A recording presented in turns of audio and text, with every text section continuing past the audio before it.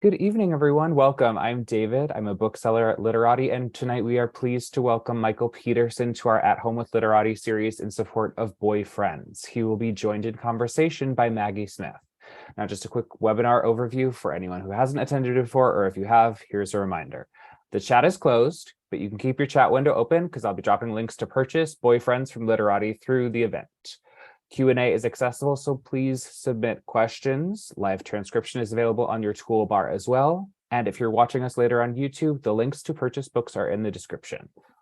You can also shop for more books at literatibookstore.com to have shipped to your home anywhere in the United States. And if you live in Southeastern Michigan, our doors are open to the public for in-store shopping. And most of all, we'd like to thank you for your attendance this evening, morning, afternoon, wherever you are in the world. Thank you for joining us.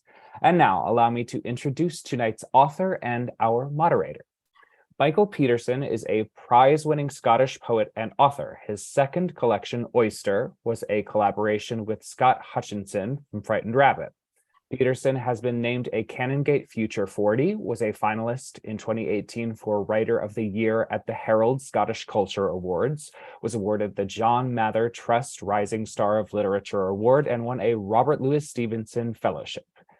Peterson also co-founded New Reiki, a prize-winning arts collective known for producing cutting-edge shows across Scotland and the world.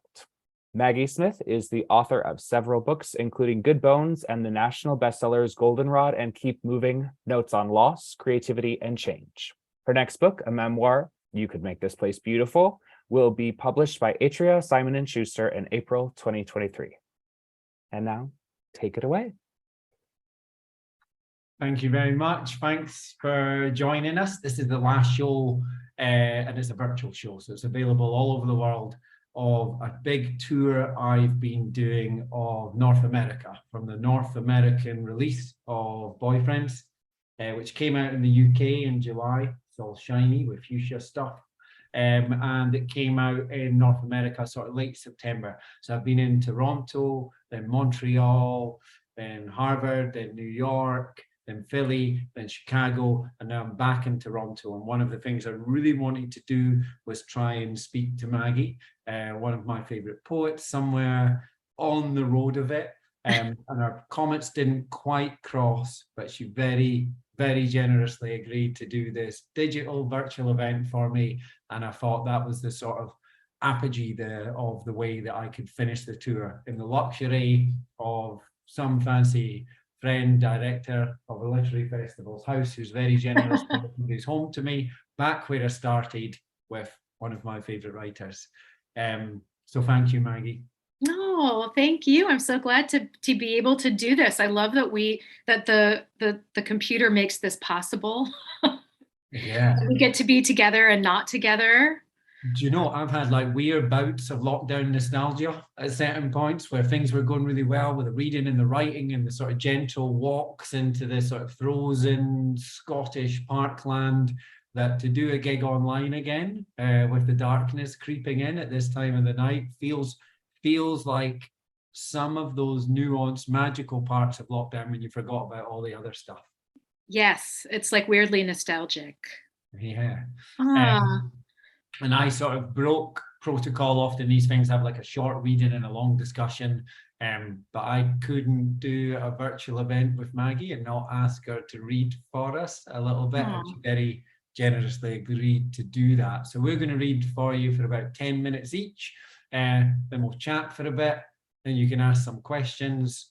If you don't have any questions, might just start doing poems again. Either way, thanks for joining us. If you wanted to kick us off, Maggie, that'd be fab. I would love to. Thank you. I'm going to mute myself while you read, just in case I make any embarrassingly enthusiastic noises. Oh, I'll miss those. Okay. Apologies if I sound a little froggy. I am just getting over illness. So this is the first time I'm reading sort of post all of this, and I hope I sound okay. I'm going to read some poems from Goldenrod, and maybe I'll pull a couple from Good Bones too, because I'm at my desk and all my books are handy. This is Goldenrod. I'm no botanist. If you're the color of sulfur and growing at the roadside, you're goldenrod. You don't care what I call you, whatever you were born as. You don't know your own name. But driving near Peoria, the sky pink orange, the sun bobbing at the horizon, I see everything is what it is, exactly, in spite of the words I use. Black cows, barns falling in on themselves. You, dear flowers born with a highway view, forgive me if I've mistaken you. Goldenrod, whatever your name is, you are with your own kind. Look, the meadow is a mirror full of you, your reflection repeating. Whatever you are, I see you, wild yellow, and I would let you name me. I'm just going to read a few. This is a poem that was born in a sort of unlikely place for a poem to be born, which is Twitter. The title is Poem, beginning with a retweet. If you drive past horses and don't say horses, you're a psychopath.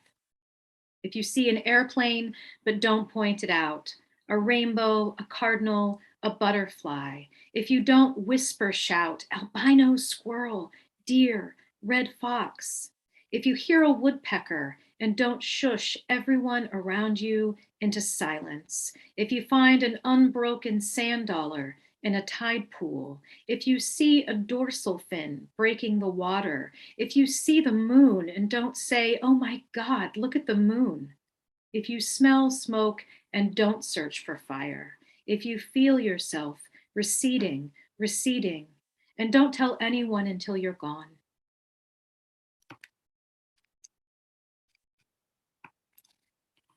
This poem is, I think the title is about the length of the poem. And it's sort of collaborative in that all the words in the poem are my daughter's.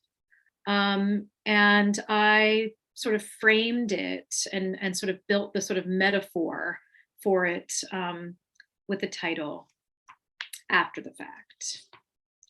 The poem is, at the end of my marriage, I think of something my daughter said about trees. When a tree is cut down, the sky's like, finally, and rushes in. Even when you trim a tree, the sky fills in before the branch hits the ground. It colors the space blue because now it can. Sometimes my kids say things and I'm just scrambling to grab a pen or thumb what they've said into the notes on my phone, because I just think, oh, I'm going to use that. That is something. I'm going to use that.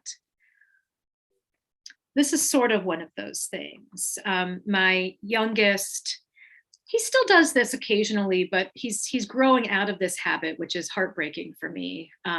Just like it's heartbreaking when they start using the real words for things and stop calling, elevators alligators.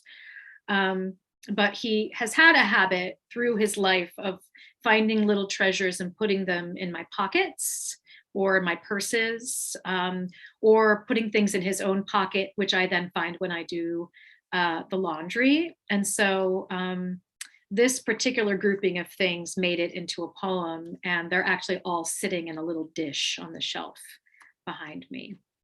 The poem is called Talisman. They look like gifts a crow might bring a human girl desperate to impress her.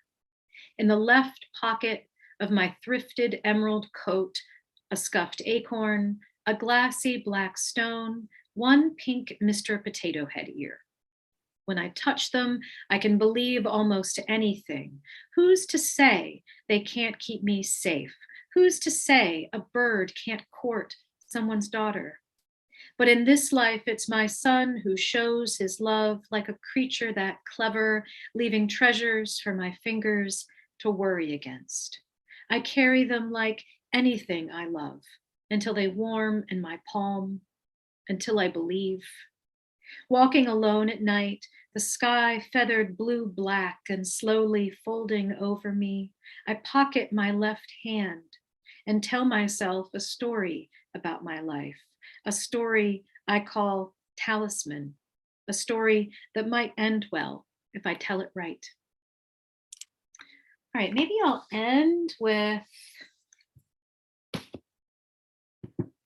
maybe I'll read two shorties from Good Bones. How's that, Michael? Two shorties from Good Bones? All right. I love like not having a set list. Like you just sort of open the book and you're like, that's a poem. I'll read that one. This one was inspired by a question that my daughter Violet asked me in the car when she was 3 or 4 years old, preschool. She is now almost 14. So this poem it's sort of dated in that way, but it's a time capsule the way all pieces of writing are time capsules. So they take us back to those moments. The epigraph is the question that she asked me. Why is the sky so tall and over everything? Sky. What you draw is a blue stripe high above a green stripe, white interrupted. The real sky starts at the tip of each blade of grass and goes up, up as far as you can see. Our house stops at the roof, at the glitter black overlap of shingles where the sky presses down, bearing the weight of space, dark and sparkling on its back. Think of sky not as blue, not as over, but as the invisible surround, a soft suit you wear close to the skin. When you walk, the soles of your feet take turns on the ground, but the rest of you is in the sky, enveloped in sky. As you move through it, you make a tunnel in the precise size and shape of your body. And then I will read one more poem. We'll end on Good Bones. I stole the last sentence of this poem for the title of my memoir. And I'm like, you can't steal from yourself. That's fair game. It's totally fair game. Good Bones. Life is short, though I keep this from my children. Life is short, and I've shortened mine in 1,000 delicious, ill-advised ways. 1,000 deliciously ill-advised ways I'll keep from my children. The world is at least 50% terrible, and that's a conservative estimate, though I keep this from my children. For every bird, there is a stone thrown at a bird. For every loved child, a child broken, bagged, sunk in a lake, life is short, and the world is at least half terrible. And for every kind stranger, there is one who would break you, though I keep this from my children. I'm trying to sell them the world. Any decent realtor walking you through a real shithole chirps on about Good Bones. This place could be beautiful, right? You could make this place beautiful. Nice echo in here as well. Thank you so much, Maggie. And now I can't wait to hear you read from this book. Thanks. I'm going to mute myself so I don't like fawn over you in a loud, distracting way. I love what you were saying about those little nuggets that your kids came up with and these little like one-liners. I feel like I spend my whole sort of social life a lot of the time when you get these real sort of spears of expression that are just so unique and so individual and so wondrous to the person that's asking them that you just know that you need to be in conversation with that, because although they've asked this question, it has so many layers to it. And I think the type of poetry you write as well is constantly, hopefully I'm writing, is constantly in narration. It's constantly in conversation with someone or the world, and it exists almost on the misinterpretation of the question, to blow it open, to go off on a tangent for these like wider gulfs of communication to appear. And what you were saying about the talismans and the things that you find and pick up, I've got a little locket here. And it's full of stuff that you find on the beach.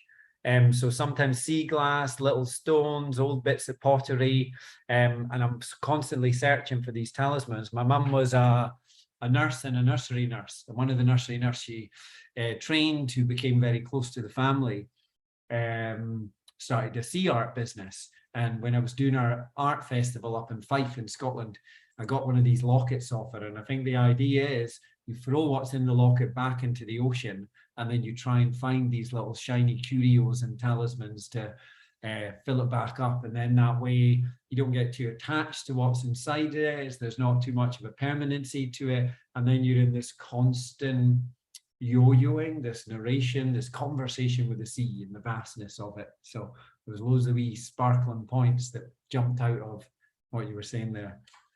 But we're hidden by my muted microphone as I nodded enthusiastically. So yeah, I'm going to read a few bits from this book. It's a love letter to friendship. It's to the sort of the friends here, there, and elsewhere. All those friends we love to access, yet still somehow it didn't feel like enough. The friends that we see all the time, yet perhaps still haven't been able to personify in emotion how much they mean to us.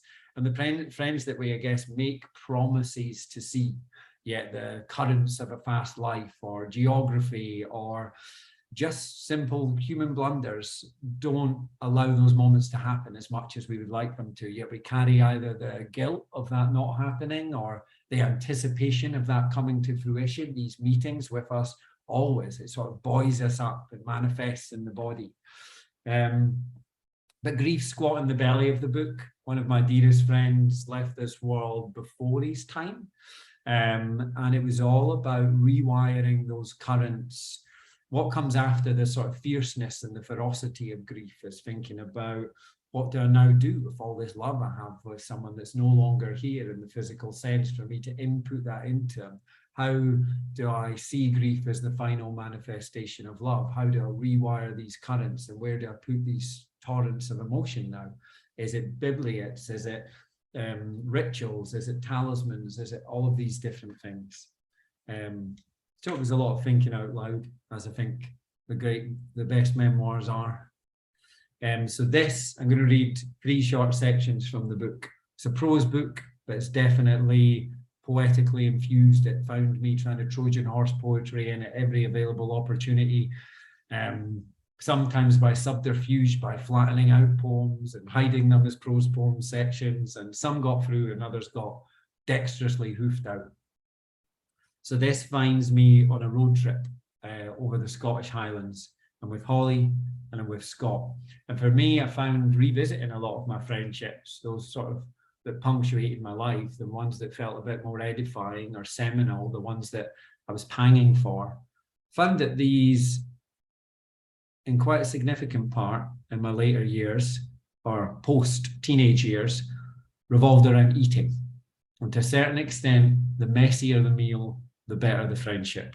So this finds us at a dinner table in the middle of a road trip from which, unfortunately, one of the dear humans does not come back. Dinner with you and Holly. These are Palmery moments. No. I don't regret spending £75 on a seafood sharing platter. Aye, it's a crumb indulgent, and you call me a lush to Holly's hilarity, but we were twinned in this bonhomie. I do not regret us gorging ourselves on a platter boasting an estimated 40 mussels, 60 prawn tails, 6 gargantuan langoustines, 12 scallops, 18 oysters, and a heft of dipping bread. A platter most definitely intended for filling more than 2 bellies. Of course, there is wine. We would not do a meal such as this a disservice and be without it. The platter is its own constellation. It does not fit on the table, for its circumference is akin to Jupiter, not decommissioned Pluto. You and Holly have to swap seats so as we can battle this formidable foe together in formation. We're leviathans, feasting with and on each other. The messy display attracts nods of reverence from onlookers populating the table in orbit around us. These nods are a cloud of praise comfortably taken. This comfort in taking praise is far too rare for brilliant you. Over yonder, the island of Skye sits down to tea with us. We address it in stories and long glances cast over. On Google Maps, this water is labelled Inner Seas off the west coast of Scotland, Atlantic Ocean, a very formal name for our salty guest, the ghost at the table. Whilst eating the platter, there is a dearth of chatter. Let it be known, this is not portentous. It's the opposite, the gooey vim of not needing chit-chat. We are apples, here's our core, sprouting pips in every belly. Even vegetarian Holly sucks a muscle down, but shush, don't tell her family or she'll never hear the end of it. This supper was garlic butter gorgeous, love on its tiptoes, the last meal we had together and one of your last on this whizzing planet. It wasn't quite fit for purpose, but I surmise you chip in with, Michael, it wasn't far off either. P.S. Yes, we ordered starters and all, but these were modest and too alluring to let pass by. The pudding you shared with Holly was one step beyond for me, but you looked cherubic splitting it, and you were often one step ahead. P.P.S. By the time the £149.50 plus £20 cash tip cleared from my bank account 2 days later, you had left us and something had left me. But right there, in that moment, we were brimful. It was love. So there's a lot of joy, a lot of positivity in the book. I would definitely say it's a book of celebration and exuberance in the most part, but I couldn't get away from the murkiness of grief, from those all-consuming moments in the immediate aftermath of these losses. And one of the last, actually, in fact, the very last editorial request I had before we signed off content, and was from my editor, Alexa, just asking if I could do a few sentences, a few little paragraphs on the viscerality of grief, how it manifested itself within the body and vital organs. And this is my little take on that. Defying all science, grief feels its hottest when newly lit, before it's even started smoking, before the birds know to stop singing and be forever silent, before the embargo on mooting a date for the funeral's been lifted, before one of my friends knows not to throw a straw because I haven't got back to his invite for a camping trip that apparently needs the numbers, before any notion of talking in the past tense is fathomable, before Auden's poem, Stop All the Clocks, could possibly be about you. Feels like a drug that's newly entered the body and will deliberately dawdle in making the rounds, inside like a virus, the flesh bullying itself, my vital organs like two best friends who for no real reason fallen out, yet on account of their hubris will never find a way back. Grief dissects us into our most helpless matter. My bones carry an unnatural weight in them, as if the marrow is turning to lead. My gait too is off, like that bike with its bent wheel that required me to cycle like fuck just to make it to market less than 2 miles away. I'm on the cusp of crying, ordering a cappuccino, but ask for chocolate sprinkles all the same, because that's what I used to do, although I've no idea why, because I've never had a sweet tooth. I'm desperate for touch, then offended by the suggestion. I find myself looking into my own eyes in every mirror I pass, eyes which have become bells that will not stop ringing until the jar cracks or the tongue falls out. Either way, it'll be over. It's been clumsy with meaning after having prided myself on exactitude, where 140 characters feels a stretch. It feels like I've had my last useful thought and now I'm salvaging ideas from the mulch. Time is standing still until it races by like a fox with a bird in its belly. Mostly, I feel exhausted, slow and eddying, heavier whilst emptied of something I know will never be replenished, that I will always resent living without. I am heartbroken and coarse, whilst acutely thankful for all the wonderful, wonderful people around me. I feel important and guilty about it. So do a last little bit about those sort of final, from the book, those sort of final moments where we miss our friends the most, where they're coming back to us. Not sure if you're getting a sort of background of sirens where you are, but it's all kicking off in Toronto back there. It feels appropriate, the urgency of it. Stop by any time. Chances are I'll be thinking about you.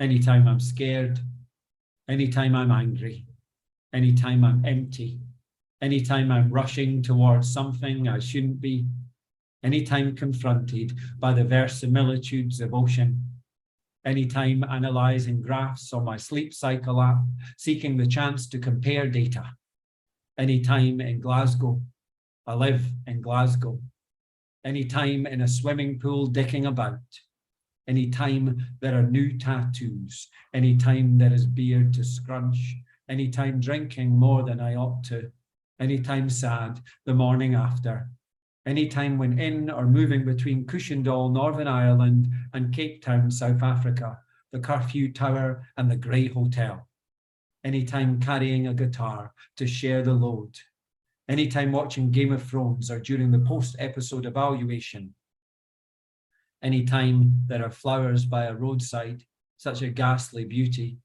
anytime I forget the details of a story only you can finish, anytime giggling, anytime on my future 37th birthday, anytime Tom Petty lopes onto a speaker system, anytime with smoked mussels, every form of messy seafood. After all, oysters are best enjoyed when part of a smorgasbord.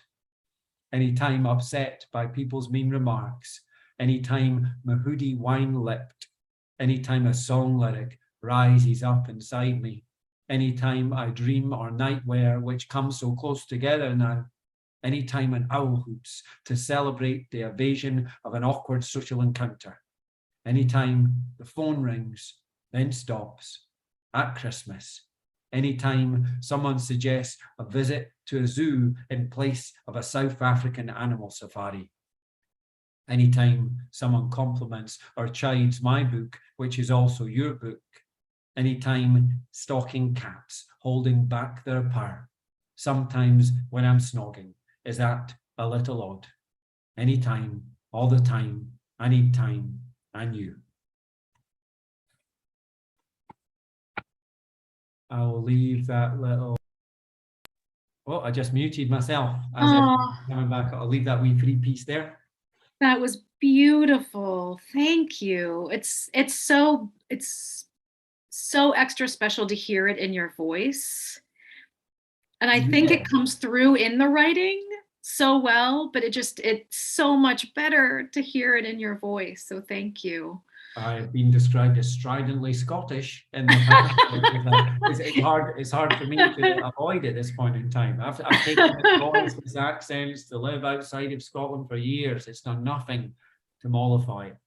Well, I'm hopelessly Midwestern, so we've got that going for us. Yeah.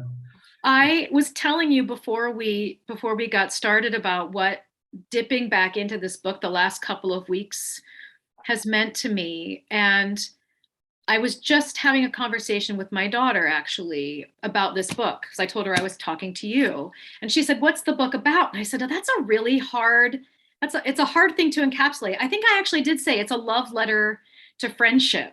And I said, it's particularly a love letter to male friendship.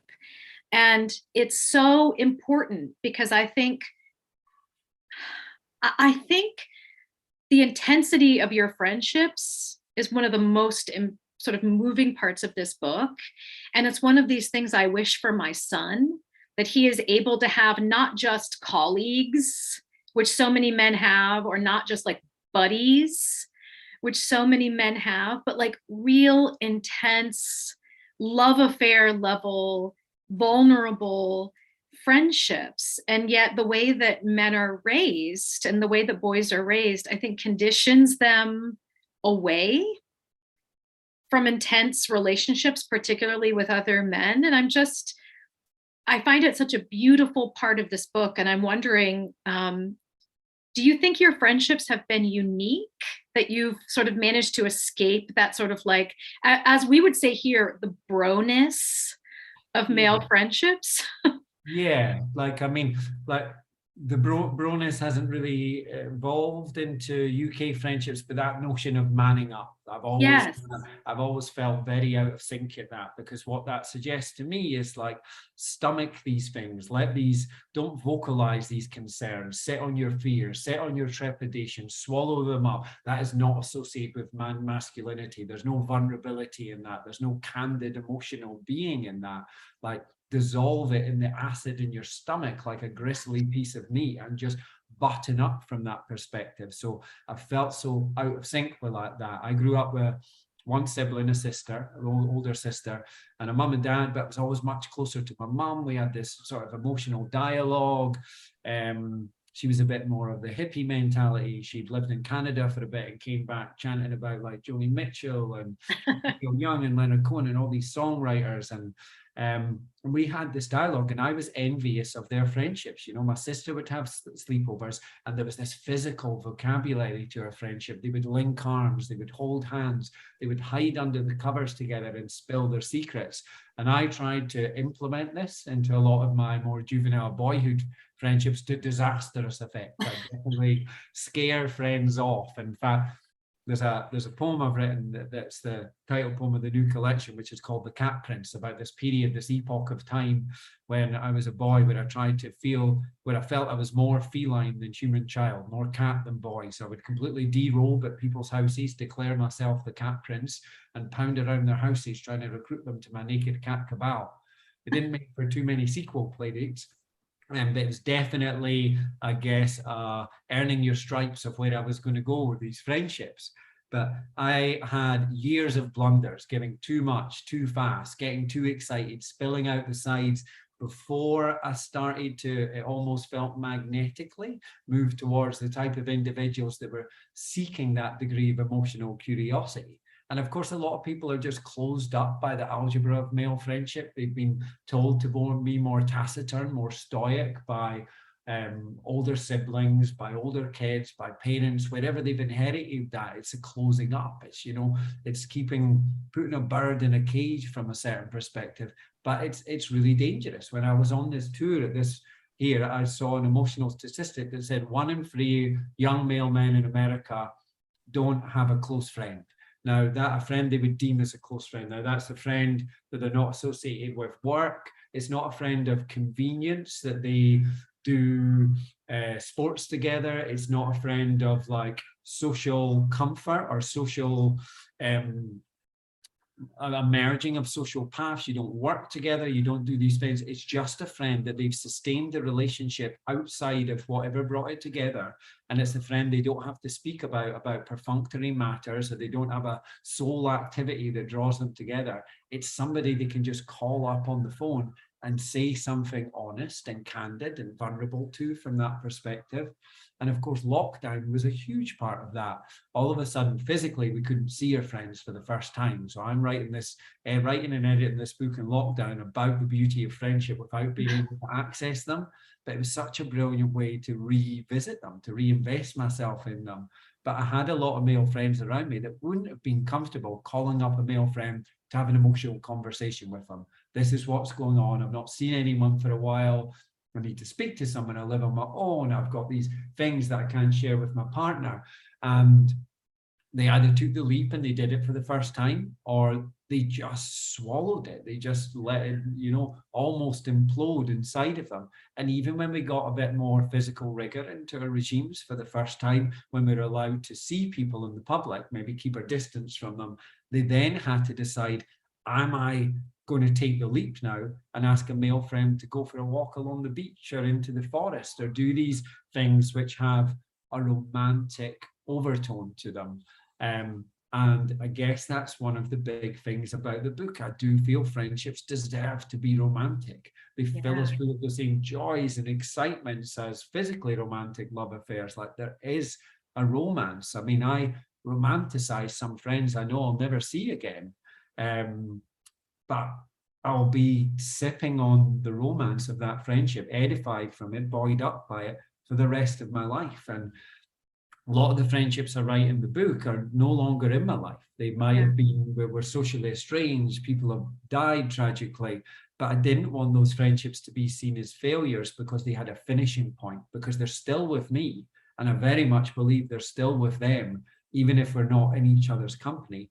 And from a certain perspective, we might not be the version of ourselves that were in those friendships. We don't need them back in each other's lives, but that shouldn't deny us the ability or the permission to praise them and glorify them and bask in the beauty of them.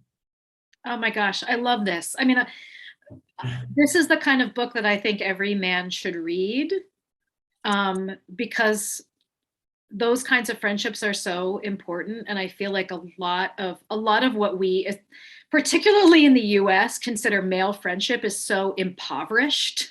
Yeah. It's like such a watered down version of shared hobbies or shared proximity, where if you take away the fact that if you're not working with the person anymore, you just don't keep in touch. If you don't play on the same sports team, you don't keep in touch. If your kids don't have an activity together, you don't keep in touch. And I don't know what it is about women that we tend to have this sort of like tighter bonds. It's more socially acceptable. You know, I think just rampant homophobia makes it difficult for men to have really close, like you say, like sort of love affair level friendships that are intense with other men. Yeah, there was such an emotional intelligence to a lot of the female friendships around me that it wasn't like the friendships I've been reading about books that I was questing after.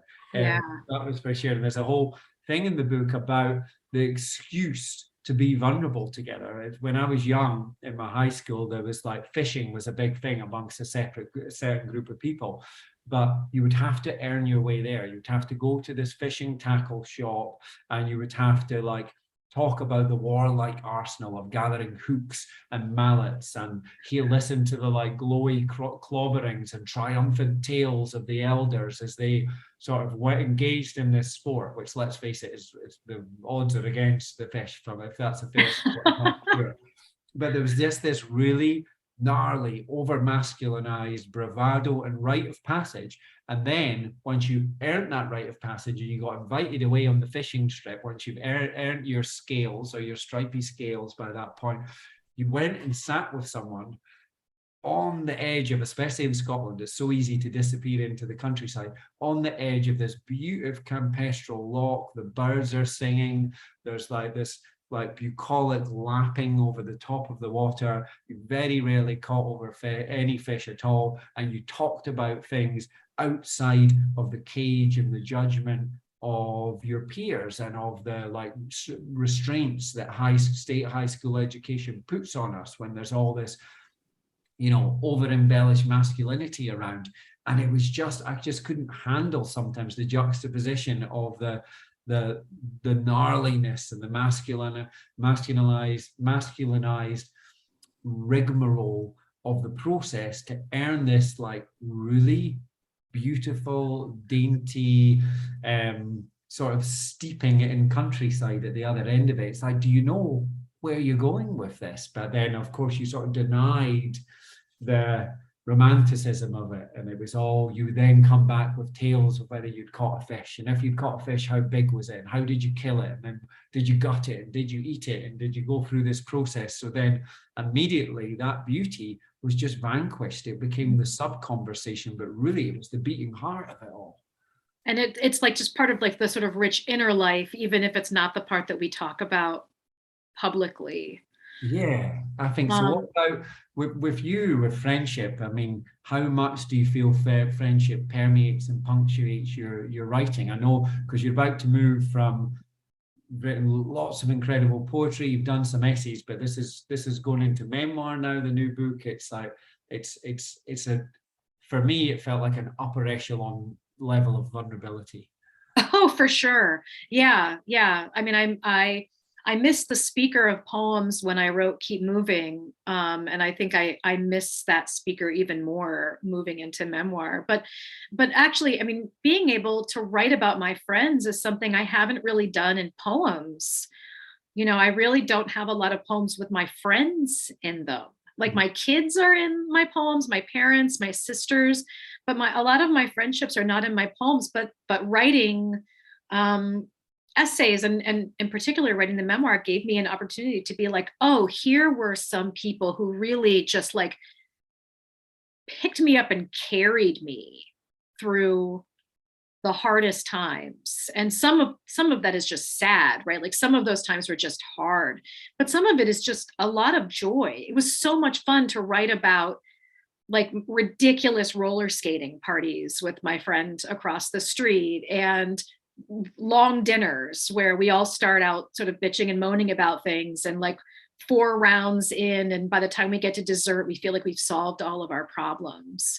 And something about prose allowed me to sort of write and sort of have well, you know, like a time capsule monument to those times, like you writing about your travels and these meals and that wine. The wine that you write about in this book, I've never tried, but it's now on my list of things I need to drink. Yeah, it's really hard to get hold of as well. I'm trying to like encourage, because it's a South African vineyard.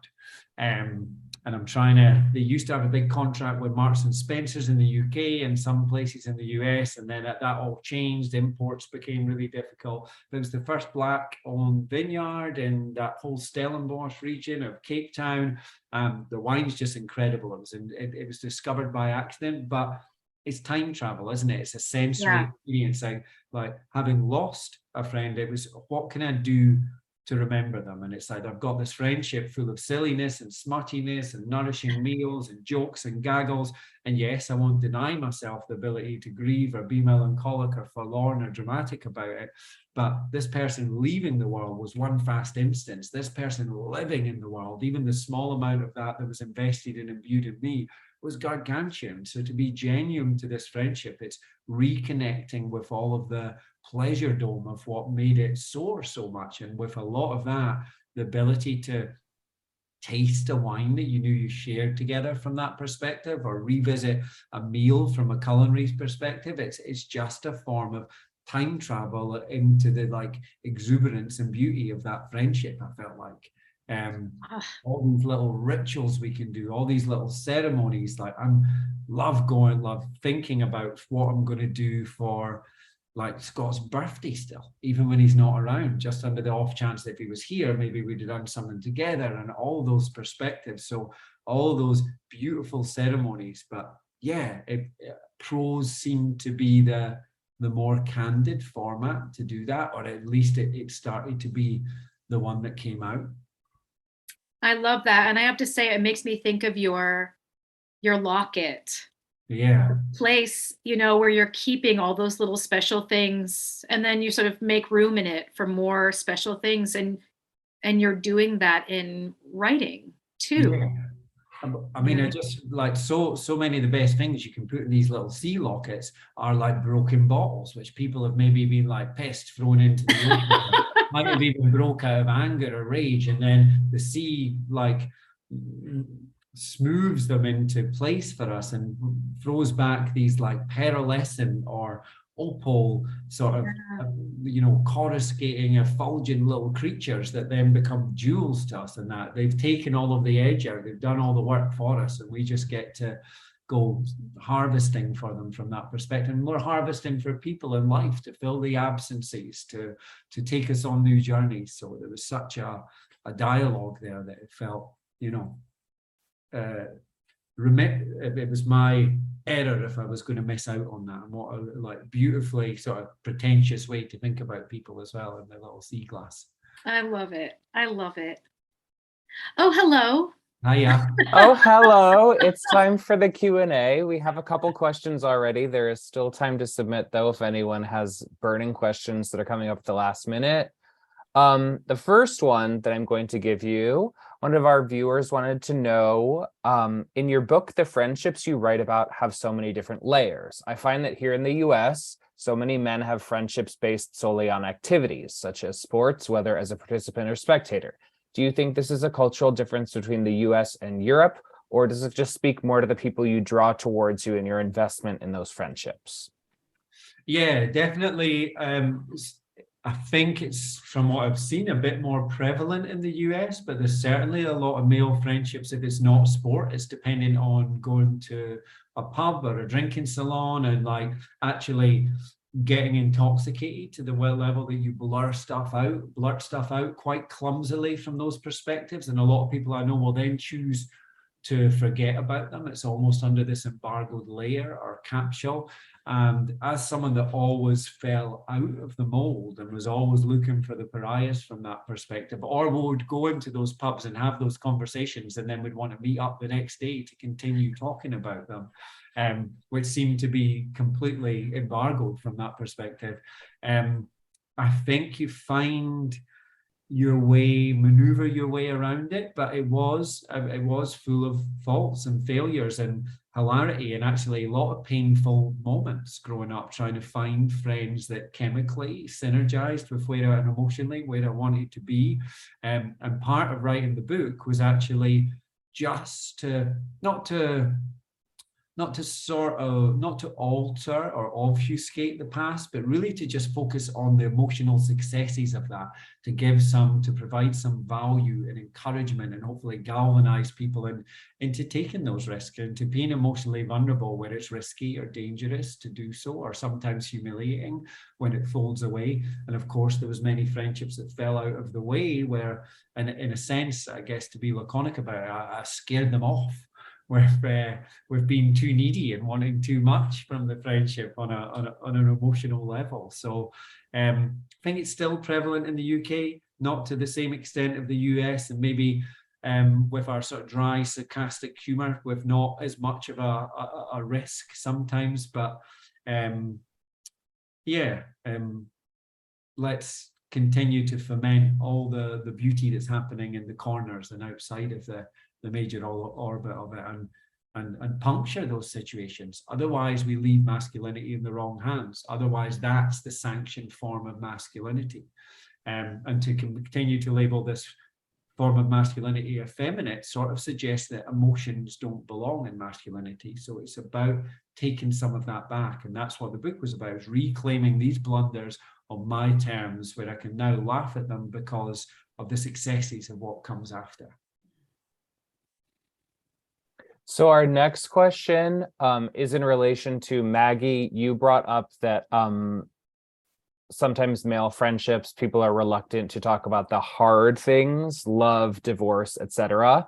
And this viewer agrees with you and is asking both of you, is there a way to challenge our male friends to open up and communicate with one another on a vulnerable and honest level? So I feel like a lot of the time it can be an indirect challenge by gifting a piece of literature, for example.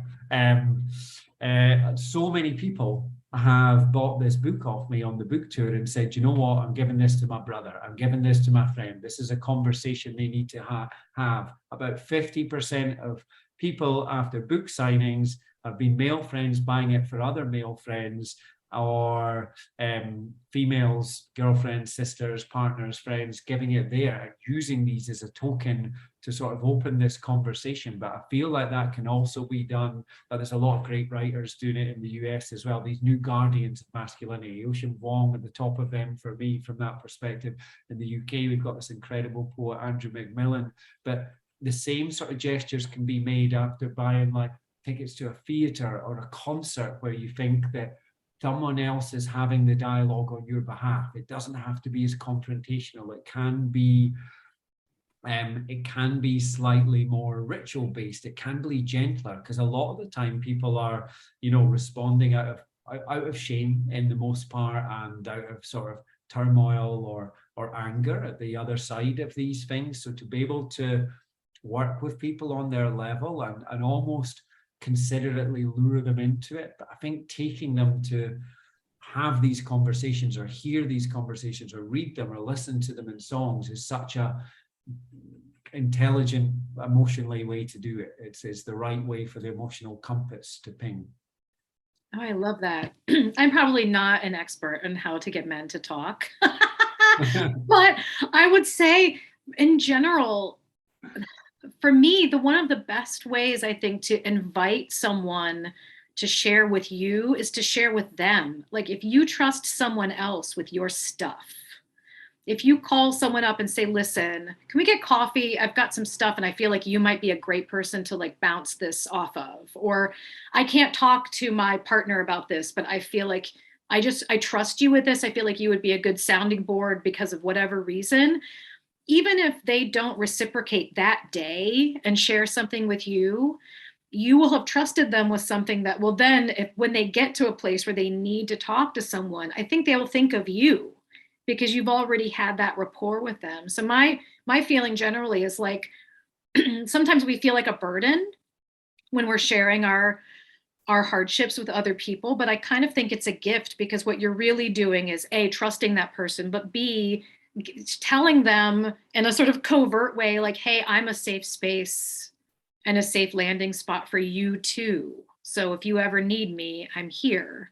And you're kind of, building that foundation with them in that way. Love that. And our final question, a viewer is wondering about the role of memory in grief. Michael, how do you navigate the complexity of someone moving from active and present in your life to occupying the strange space of memory, either in the process of grief or in remembering and celebrating friendships that are past? Yeah, I definitely think there's a liminal space where we can afford ourselves some generosity in that. The whole incentive of writing this book was to keep talking to someone that I wasn't ready to stop talking to. This isn't a book about Scott, it was a book to Scott. I was able to pick up 100 relatively at times inconsequential conversations that we weren't finished having and finish the suckers off. Or I was able to continue to tell him about friendships that were in my life that I'd only dabbled with conversationally, but I needed him to know how important they were to me from that perspective. So it afforded me this sort of limbo period where I could keep him in the present tense. But of course, a lot of the emphasis on the book is this whole notion of trying to dispel the rumor of new grief, and grief we're just supposed to stomach and only bring up when it's the anniversary of someone's passing or something of significance. Of course, all grief is so mercurial and unpredictable that despite of the settlement and the easement that you might feel some days, it just flares up in different perspectives. So I think if the people are still present in our life, if we're still thinking about them and still ruminating them, it's giving ourselves the permission to keep them not necessarily in the present tense grammatically, but in the present tense emotionally in our lives from that manner. It's like there's a brilliant Jackie Kay line, who was the former poet laureate of Scotland, that was like, the dead don't go till you do. The dead are still here holding our hands, and provided we're carrying their lore or their stories or being edified or empowered by inspired with them, they're still here. Not in a way that there's this active engaging conversation, but they're still influencing our being and our movements. So just be generous with yourself. Don't look for the point, the 1 year anniversary or the hurdle on the road, which makes this an old grief, which makes you think that you should keep it to yourself from then on. Just continue to evolve in manners of exploring that love. I think that's a great way to end things.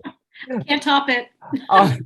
So we are reaching the top of the hour. So Michael and Maggie, thank you so much for joining us at Home on Literati tonight. I know I enjoyed listening to you all talk, and I'm sure our viewers did as well. Thank you everyone who tuned in. Make sure to buy the book. The link is in the chat and on the event listing that brought you here. And of course, you can always stop by the store and buy it. Thanks for your support, and we'll see you all at the next event. Thank you so much. Night.